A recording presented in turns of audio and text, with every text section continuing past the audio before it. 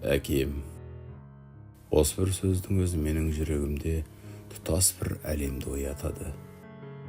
Егер балалық шағымды киноның ескі лентасындай артқа айналдырсам, ең алдымен көз алдыма әкемнің жылы жүзі келеді.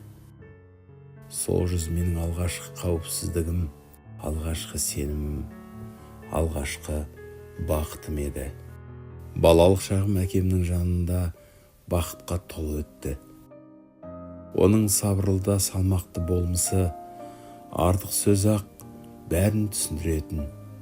Көзқарасы, маңдайымнан сипаған әрбір сәті бүгінде менің ең бақытты естелігіме айналды.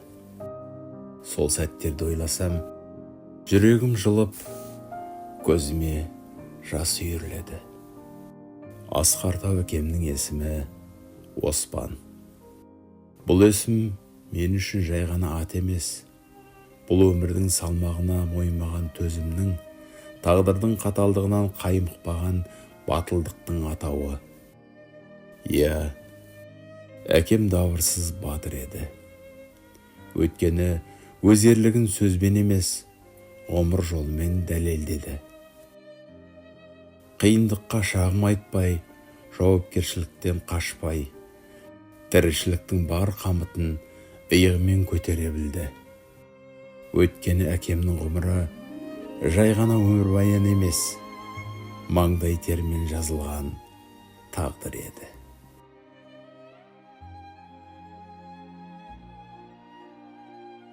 Кеңірек айтсақ, әкем Оспан Қайыржанұлы өмірдің әр белесін адал еңбегімен, табандылығымен өткерген жан.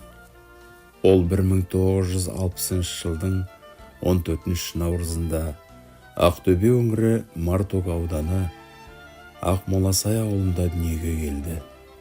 Руы ысық, мақтым қара. Балалық шағы кең дала төсінде қарапайым ауыл тіршілігінің қазанында қайнап өтті. Ерте есейіп, еңбекке ерте араласқан ол жастайынан жоқшылықтың не екенін, маңдай тердің қадірін білді. Сол себепті де әкем үшін еңбек күнкөрістің ғана емес, өмір сүрудің басты мәні болды. Мектеп табалдырығын аттаған күннен бастап-ақ ол жауапкершілікті сезініп өсті. Әр істі тиянақпен атқарып, алған бетінен қайтпайтын мінезі сол кездің өзінде қалыптасты. Үлкендердің тұрғаш атасына тартқан деуі де бекер емес еді. Сабырлы болмысы, сөзге емес іске берік ұстанымы әкемнің өмір бойғы серігіне айналды. Ол тағдырдың оңай жолын іздеген жоқ. Қай жерде жүрсе де өзіне артылған міндетті адал атқаруды басты парыз санады. Әкесі Қайыржан мен анасы Бәтима 5 баланы дүниеге әкелді. Үлкен әпкесі Әлия мен Оспан әжесінің бауырында өсті. Қазыналы қарияның тәлімімен есейді. Бірақ ол өзінен кейінгі Есенжол, Әлима, Абай есімді бауырларынан ешқашан алыстаған емес. Уақыт, ара-ғашықтық, тұрмыс олардың арасындағы байланысты суытпады. Оспан Қайыржанұлы 1975 жылы орта мектепті тәмамдаған соң ГПТУ теміржол училищесіне түсіп, машинистің көмекшісі мамандығын меңгерді. 1977 жылы кеңес әскерінің қатарына шақырылды. Әскери тәртіп, бөтен орта қатаң талап, бәрі де жас жігіттің мінезін шыңдай түсті. Ал 2 жылдан соң, яғни 1979 жылы мамыр айында ауған соғысына жіберілді. Жап-жас өрімдей сарбаз үшін бұл майдан кітаптан оқылатын тарих емес, күн сайын бетпе-бет келетін шындық болды. Сол қанды ұрыстардың ортасында жүріп, әкем талай қилы сәтті бастан өткерді. Ол бұл туралы көп айтпады, бірақ үнсіздігі көргеннің ауырлығын аңғартатын. Соғыс оның жастығын алып, орнына сабыр мен тереңдікті қалдырды.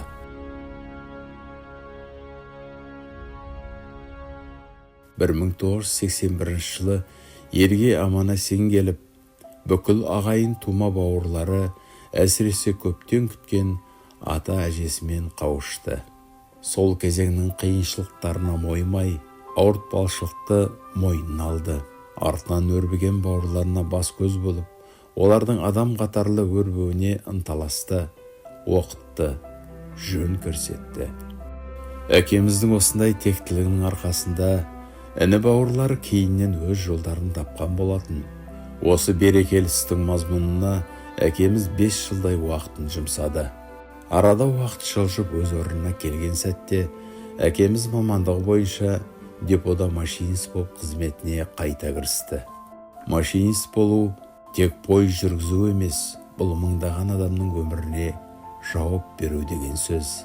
Әр рейс дәлдік, әр шешім салқынқандылық, әр минут үлкен жауапкершілік талап ететін мамандық. Әкем осы талаптың бәрін кәсіби деңгейде атқара білді. Еңбекқорлығы мен тәртіпке беріктігі оны ұжым ішіндегі беделді маманға айналдырды. Ол әріптестер үшін айнымас тірек, басшылық үшін жауапкершілігі мол қызметкер болды. Осы еңбегінің нәтижесінде Қазалы қаласында біліктілігін арттырып, аға машинист дәрежесіне көтерілді.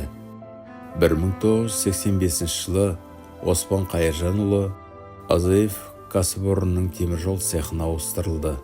Мұнда да ол өз ісін жетік білетін, техникаға мұқият, тәртіпке қатаң маман ретінде танылды.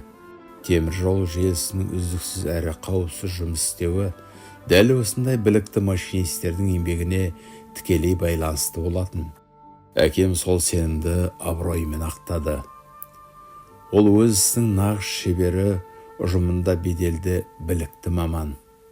Бірақ оның ең үлкен атағы да мәртебесі де үлгілі әке болуы. 1985 жылы анамыз Гүлжанмен тағдыр қосып, шаңырақ көтерді.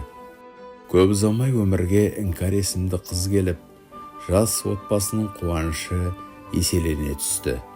Тұңғышының іңгәлаған дауысы әкенің жүрегінде ерекше бір мейірім мен жауапкершілік отын жаққан еді. Бұл біздің әулеттің бақыт белестеріне бастаған алғашқы қадамы болатын. Уақыт емші де, сыншы да.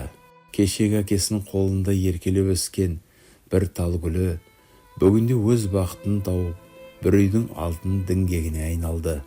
Қызының 3 перзентінің ардақты анасы атанып, өмірден өз орнын тапқаны әке анам үшін үлкен мақтаныш еді. Әкемнің көңіліне көктем сыйлайтын ерекше жандар жиендері Сұлу, Айша және Ұлан. Ол немерелерінің тілегін екетпей, оларды шексіз еркелететін. 1987 жылдың күзінде әкем ауған соғысының ардагері ретінде үкіметтен 2 бөлмелі пәтер алды. Бұл тек баспана емес, оның еңбегі мен ерлігінің алғашқы жемісі, жас отбасымыздың алтын ұясы еді.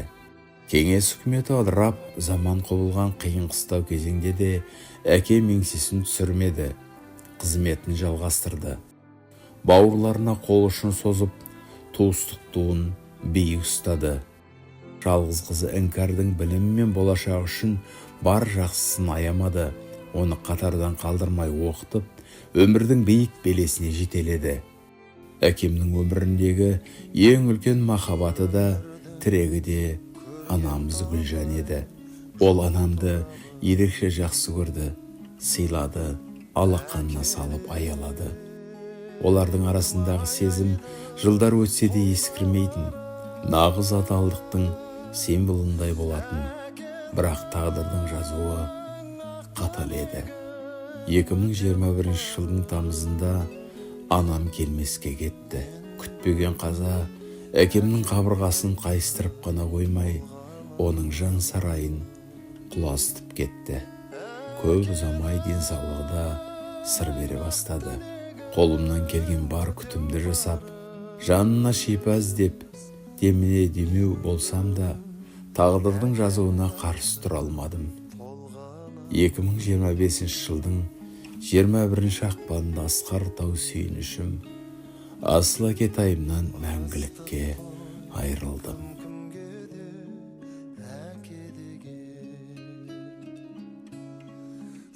бұл күн менің ғана емес, бүкіл әулетіміздің еңсесін түсіріп, қабырғасын қайыстырған ауыр күн болды. Әкемнің бауырмалдығы мен мәрттігі ағайын арасындағы алтын көпір іспеттеді. Бүгінде бауырлары оны ерекше қимастықпен көздеріне жас алып еске алады. Олар үшін әкем тек қана аға немесе іні ғана емес, кез келген қиындықта арқа сүйер асқары, ақылшысы мен қамқоршысы бола білді. Өзімде болсын демей, бауырларының бақыты мен амандық үшін барын салған сол кең жүректің жылуы олардың жадынан ешқашан өшпек емес. Әке, сіздің орныңыз ешқашан толмайды. Бейнеңіз жадымда, мейіріміңіз жүрегімде мәңгі сақталады. Жылдар жылжып, айлар ауысса да, өзіңізге деген сағыныш еш басылмайды. Керісінше сіз қалдырған өнеге мен мейірімнің жарығы бұрынғыдан да жарқырай түспек. Әкелер бізді сағына күткен арманның аңса биігін, аналар бізді сағына күткен талдырып асқар иығын. Жаныңыз пейіште шалсын, асыл әке.